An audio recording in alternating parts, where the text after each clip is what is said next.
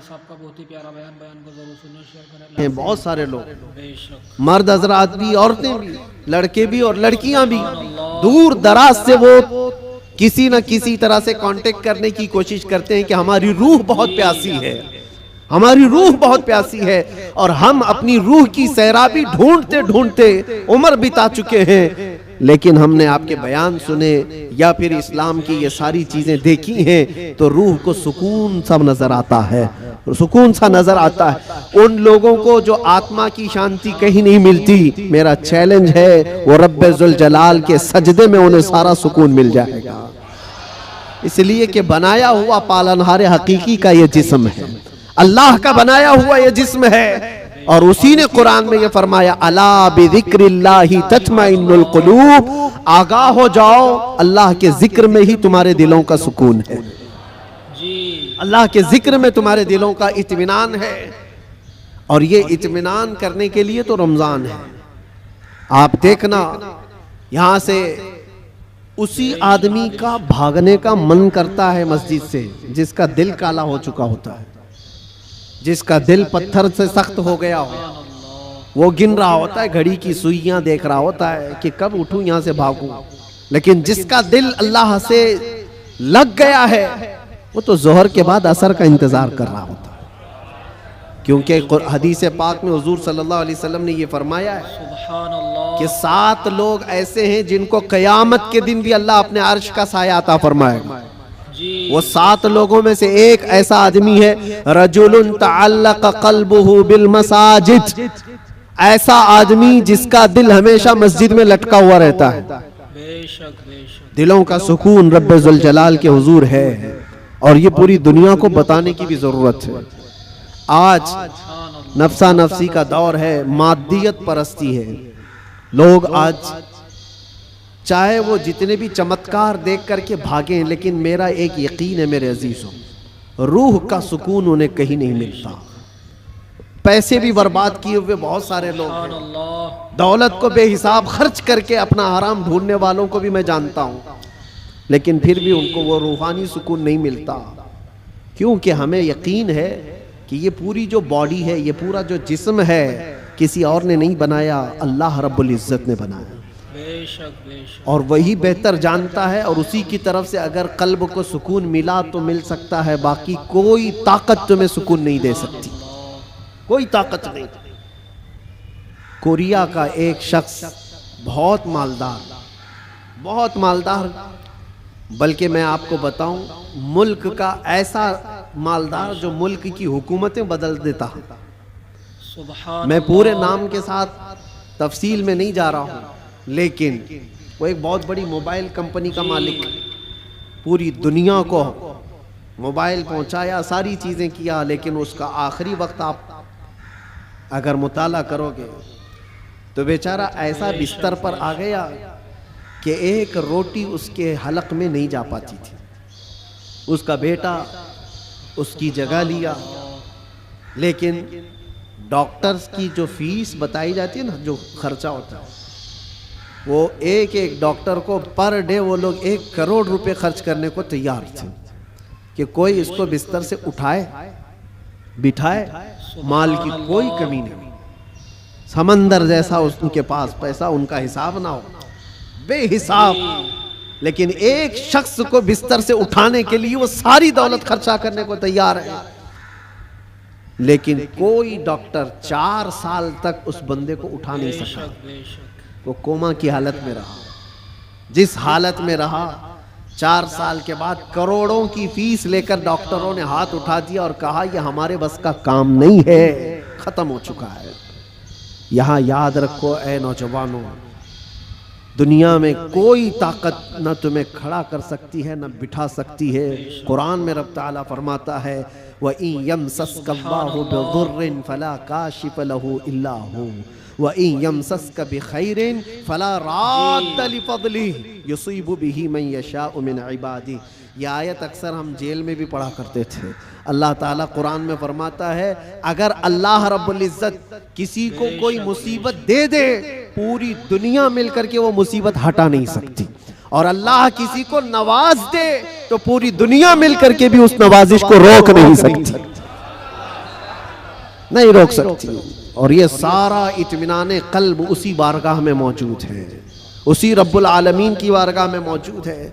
आज तुम्हें वापस बुलाने के लिए ये मस्जिदें पुकार रही हैं, ख़ास तौर पर रमज़ान में माहौल वैसी बन जाता है। अल्लाह ताला बंदों से इतना प्यार करता है। देखें, तुम्हारी सहूलत के लिए चांद दिखते ही शैतानों को कैद कर लिया गया कि कोई ना आए इन बंदों को बहकाने के लिए। सिर्फ शयातीन का ही नहीं, शयातीन का ही नहीं, हदीस पाक में मिलता है जो सरकश जिन्नात हैं उनको भी कैद किया जाता है। वो भी ज़बरदस्ती किसी पर चढ़ाई करके जो परेशान करते हैं। हिंदुस्तान में ज़्यादा करते हैं लगता है, क्योंकि ये जो आसेब आते हैं, क्योंकि बाबा यहाँ ज़्यादा है तो जिन्नात भी यहाँ ज़्यादा है, क्योंकि हर गली में किसी बाबा की दुकान है। और जिन्नात भी यही सोच करके ही आते होंगे कि इनका धंधा चलने लगे यहीं से। बाकी मुल्कों में तो बहुत कम नजर आते हैं। दूसरे मुल्कों का भी हमने सफ़र किया है, वहाँ आसेब ज़दा लोग, जिन्नात जिनके ऊपर आकर के परेशान करते हैं, ऐसे पेशेंट, ऐसे मरीज़ बहुत कम दिखते हैं। वो मुझे अभी तक पता नहीं वजह क्या है कि जिन्नात हिंदुस्तान में ज़्यादा क्यों है, जो लोगों के ऊपर चढ़ते हैं, सवार होते हैं। खैर, और अगर कोई रमज़ान में भी ये आसेबी मामलात का शिकार हो करके या बीमार ज़दा लगता है, तो मुझे नहीं लगता कि हकीकत में उस पर कोई जिन्नात है। ये तो हदीस पाक में है कि जो सरकश जिन्नात हैं, चांद दिखते ही रमज़ान के उनको कैद कर लिया जाता है। फिर क्या चीज़ है तुम्हारे पास जो तुम्हें बहका कर ले जाए? शयातीन नहीं है, जिन्नात नहीं है, माहौल रब ताला ने साजगार करके दिया है तुम्हें। तुम रातें इसके क़याम करो, इसके दिन में रोज़े रखो। और फिर इतना ही नहीं, बल्कि ड्यूटी लगा दी गई हो कि रोज़ा रखना है, नमाज पढ़ना है, उस पर अजर का इतना बड़ा वादा किया, इतना बड़ा वादा किया गया। हदीस पाक में मिलता है, मन कामा फी रमज़ान ईमानन व एहतिसाबन गुफ़िर लहू मा तक़द्दम मिन ज़ंबि औ कमा क़ाल रसूलुल्लाह सल्लल्लाहु अलैहि वसल्लम। जिसने रमज़ान की रात को क़याम किया ईमान के साथ, पीछे जो कुछ भी किया था सब अल्लाह माफ़ फरमाएगा। जो कुछ भी किया हो सब माफ़ कर दिया जाएगा। इसमें यह नहीं कहा गया है कि छोटा बड़ा अलग अलग, बल्कि जो कुछ भी उससे हुआ है अब तक अल्लाह माफ़ फरमाएगा। इतने बड़े अजर का वादा है। रमज़ान तुम्हें पाक करने के लिए आया, रमज़ानुल मुबारक तुम्हें रब ताला के करीब करने के लिए आया। रोज़े भी फ़र्ज़ किया रब ताला ने, तो ये फरमाया लअल्लकुम तत्तक़ून, तुम पर रोज़े इसलिए फ़र्ज़ किए गए कि तुम्हें तक़वा आ जाए, तुम परहेज़गार बन जाओ। तो रब तबारक व तआला का ये हुक्म है। हम तो माइल ब करम है, कोई साइल ही नहीं।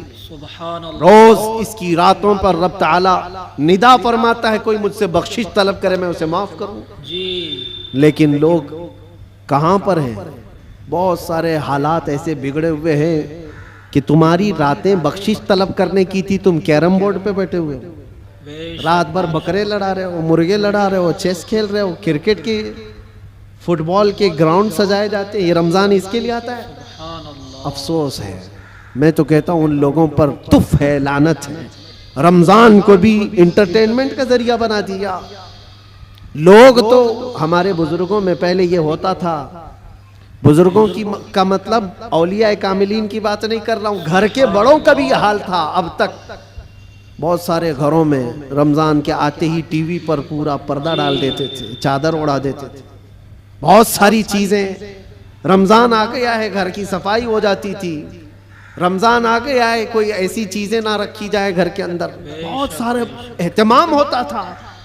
और तुम्हें पता है इसके एहतराम पर अल्लाह तबारक व तआला जन्नत अता फरमाता है। रोजा नहीं रखने वाले भी दिन में किसी के सामने खाते पीते नहीं थे, एहतराम की वजह से। रोजेदार को कोई हाथ नहीं लगाता था, मारता नहीं था। ये बुजुर्गों की तालीमात होती थी कि ना हाथ नहीं लगाना, मारना नहीं, रोजादार है। ये सारा एहतराम कहाँ चला गया? उसकी वजह यह है मेरे अजीजों कि तुम अगर इस रमज़ान को भी बेएहतरामी में गुजारोगे तो ये रमज़ान कल क़यामत के दिन तुम्हारे खिलाफ मुकद्दमा करेगा अल्लाह की बारगाह में कि अल्लाह मैं इसके घर गया था मगर इसने मेरी तौहीन की है, मेरी इसने बेहुरमती की है। और हुजूर पाक सल्लल्लाहु अलैहि वसल्लम फरमाते हैं क़यामत के दिन जिसके खिलाफ रमजान खड़ा हो गया उसको दोज़ख में जाना जरूरी हो जाएगा। रमजान अगर किसी के खिलाफ खड़ा हो गया तो अपने खिलाफ रमजान को खड़े होने ना दो, अपनी हिमायत में खड़े होने दो। कल रमजान आए क़यामत के दिन और तुम्हारी सिफारिश करे कि मौला ये मेरी रातों को जागता था, ये मेरे दिन को तिलावत कुरान करता था, रोजे रखता था, गुरबा और मसाकीन में खैरात करता था, तुम्हारी नेकियों की गवाही खुद रमजान देगा। और हुजूर ने यह भी फरमाया कि जिसके हक में कुरान और रमजान सिफारिश कर दे उसका जन्नत में जाना वाजिब है। अजीज़ान गिरामी वक़ार, बस मैं खुलासा कलाम सिर्फ इतना अर्ज करना चाहूँगा कि दीन जो तुम तक पहुँचा है इस चीज़ पर आज ख़ास तवज्जो के साथ मैं अर्ज करना चाहता हूँ। ये बड़ी मशक्क़तों के साथ तुम तक पहुँचा हुआ है। ये नहीं कि फूलों की सेज पर सज कर तुम्हारे घर में आ गया। बहुत मशक्क़तें उठाई गई हैं इसके पीछे। दीन तुम्हारे घरों तक जो पहुँचा है, ये अज़ानें जो सलामत हैं, ये जो नमाजों की रूहानियत और ये जो नूरानियत बाकी है, इस पर बुजुर्गों की कुर्बानियाँ हैं, बहुत सारी कुर्बानियाँ हैं। इस दीन के इस असल चेहरे को बाकी रखना आज हर जवान की जिम्मेदारी है। तुम क्या समझते हो यहाँ माइक पर बैठे हुए मौलाना साहब इनकी जिम्मेदारी है इस्लाम की तबलीग करना? बल्कि हर मुसलमान पर यह जिम्मेदारी है, वो अपने अखलाक और किरदार से इस्लाम का रिप्रेजेंटेटिव है। तुम्हारी जिम्मेदारी है इसको सही सलामत बचा रखना अपने घरों में। दूसरे क्या क्या कर रहे हैं इसकी तरफ अभी छोड़ दो, कीड़े वैसे ही मर जाएंगे। मौसम पर कीड़े आते हैं, होता है ना, कोई एक मौसम आता है बारिश से पहले बहुत कीड़े दिखते हैं, कोई इलाज ही नहीं होता। क्या किया जाए, उनका इलाज इतना ही होता है मौसम जाए तो खत्म ही होते हैं। वैसे ही इस्लाम के मुतालिक, कुरान के मुतालिक, नबी पाक सल्लल्लाहु अलैहि वसल्लम की ज़ात के मुतालिक हर्जा सराई करने वाले, दुश्मनी पैदा करने वाले हर ज़माने में आते हैं, लेकिन उनका एक ख़ास मौसम होता है। उसके बाद फिर इस्लाम उसी आबो ताब के साथ चमकता रहता है। इस्लाम वैसे ही चमकता रहेगा। ना इसको चंगेज हिला पाया, ना इसको हलाकू हिला पाया, ना इसको बड़े बड़े ताकतवर हिला पाए। 50 लाख लोगों का जिसने कत्ल किया, चंगेज वगैरह जो तारीख आप देखें, 50 लाख से ज्यादा लोगों का कत्ल जिन्होंने किया, यही सोच करके किया था ना इस धरती से पूरा मिटा दिया जाए, सफ़हस्ती से खत्म कर दिया जाए। हैरत की बात है, जिस फौज ने बगदाद पर हमला किया था वही फौज दायरे इस्लाम में दाखिल हुई थी।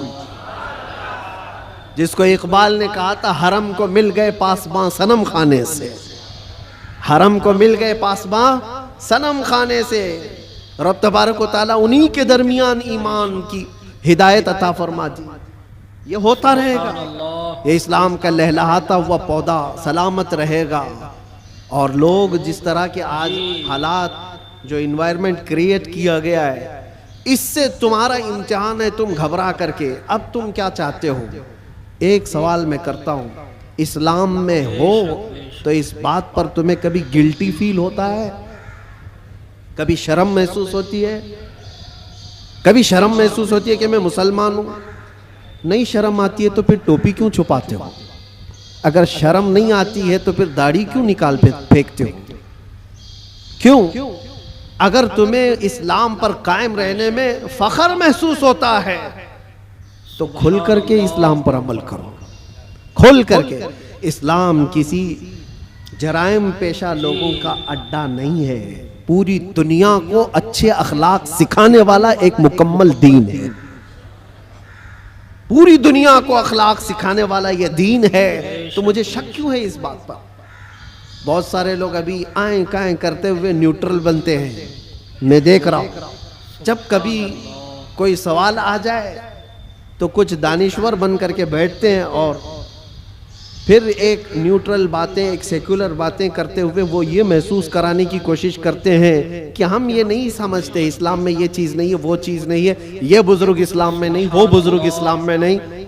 सिर्फ इसलिए वो कर रहे हैं कि दूसरों को कुछ खुश करें। उन बेवकूफ़ों को मैं बताना चाहता हूँ जो कुर्सियों पर बैठकर डिबेट करते हैं और सेकुलर बनने की कोशिश। सल्ली अला सय्यिदिना व मौलाना मुहम्मद सल्लल्लाहु तआला अलैहि व आलिहि वसल्लम।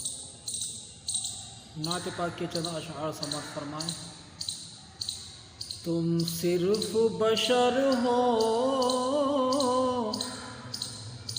या नूर खुदा हो,